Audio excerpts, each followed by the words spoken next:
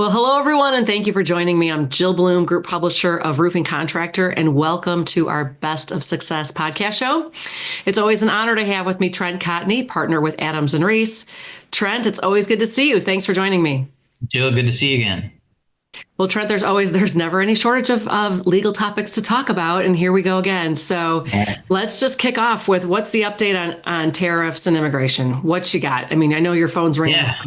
Yeah, I mean it's a moving target, right? I mean it is. We've already seen that the Trump administration is using tariffs for negotiating purposes. There's a baseline 10% now, and there are certain things like structural steel that are at 25%.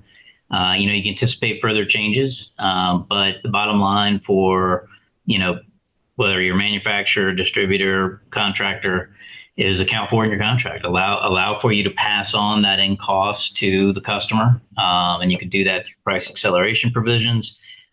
We've had to argue force majeure, act of God type stuff, but having that price acceleration provision gives you the opportunity to adjust your contract if you've got any kind of material price increases. So the key is that I don't know what the lay of the land looks like 6 months from now. There could be no tariffs. There could be a lot more tariffs, right? But what you really need to do is protect yourself and have open and honest communications with distribution and manufacturing. Keep your ear to the ground. And, if you're like me, you're listening to the news every day to see what's the latest. Yeah, I know. I'm sure that'll be, who knows, it could change again in an hour, but hopefully we'll try to, like you said, the best thing is to do is just keep your open conversations going. Right. In fact, Trent, speaking of conversations, one thing I really want to make sure we cover, because what we were just talking about before we hit record was about responding to customers that aren't so happy, that are inundating, certain contractors with just a whole, a series of emails that they aren't sure how to respond to or not responding to. I guess that's the big deal. So can you tell everybody what's happening with this particular situation, or what you're seeing and trending, and what's your recommendation? Yeah, and this is the case regardless of whether you have a contract with the owner or you are working with a general contractor. You will run into a customer that may inundate you with text messages or emails, and there may be certain accusations or things in there that may be false or may not, color the argument in a certain way. We're all business people, and we always want to lead with customer service, right? We always want to try to keep the customer happy, and that's always the goal. But in the world that we live in, I think it's important to recognize that there are certain customers out there that make it a habit of trying to set you up, right? And it's important. You can lead with civility. You can be, nice and prompt. But I'll give you an example, right? So let's say, if you're on a job site and you're a roofing subcontractor working for a general contractor, and that general contractor says, look, I'm concerned you weren't out on the job today. This is causing delays to what we're doing. It could be as simple as a text message, right?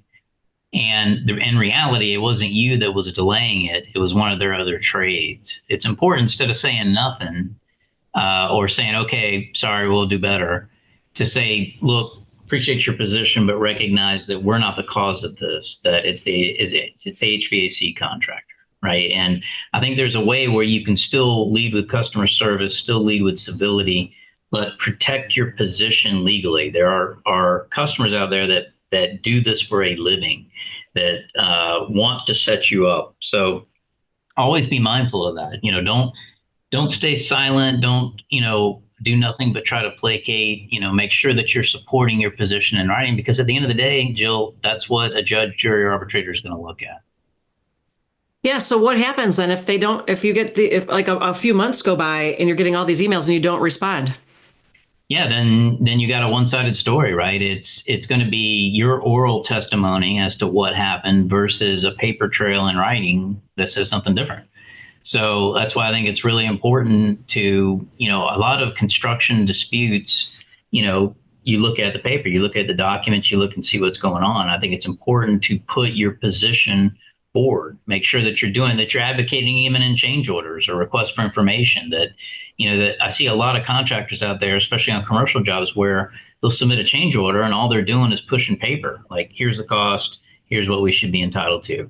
Set the stage, have a narrative that explains, we were delayed on this project because of X, Y, and Z, or this is extra work because these penetrations weren't identified and, on the plans and specs, and, set the stage so that the layperson that may have to review this change order after the fact can understand why this is extra work, right? And that's the key is you've got to be sort of a closet lawyer as you're writing this stuff because you never know when it's going to become an exhibit. Yeah, Trent, there's no doubt I've heard you say ad nauseum so many times, the best paper trail wins. So if you, I guess, like you're saying, if you have a really unhappy customer, don't ignore it.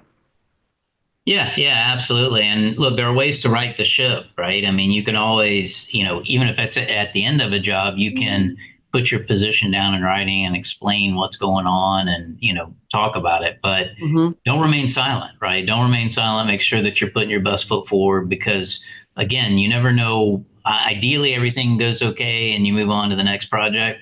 But, if you end up, south, you want to make sure that you've got that support if you need it. Yeah, no, for sure. Great advice. And so the last thing I want to ask you, Trent, is it still seems like there's a lot of activity when it comes to mergers and acquisition. How long do you think that this will continue, and how is it affecting the industry? How is it affecting your clients, your current contractors when they kind of merge into these PE firms? And what are the top couple things that any contractor that's looking to sell needs to look for?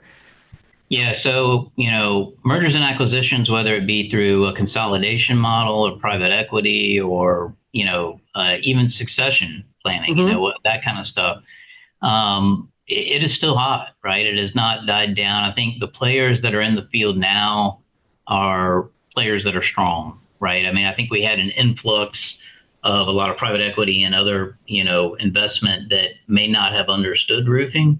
And what we're seeing now is, that there were great players that came in 23, 24, and now those great players are still here. And, there may be some others that understand what roofing is about. So I think it's important if you're looking to sell your company, you want to do as much due diligence on them as they're doing on you, right? So they will come and they will ask you for everything under the sun, everything from your tax information, your cash flow, all the financials, your contracts, you name it. They will ask for all that.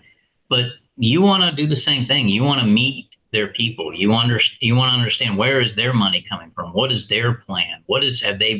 Have they purchased or bought other construction companies, right?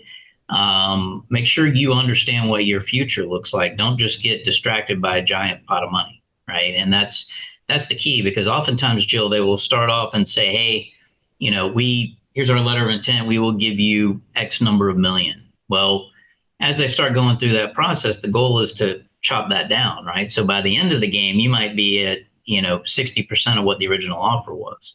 And you really need to make sure that you're got good advisors, good consultants, good people around you that can help navigate that process because it can be complex and laborious for sure.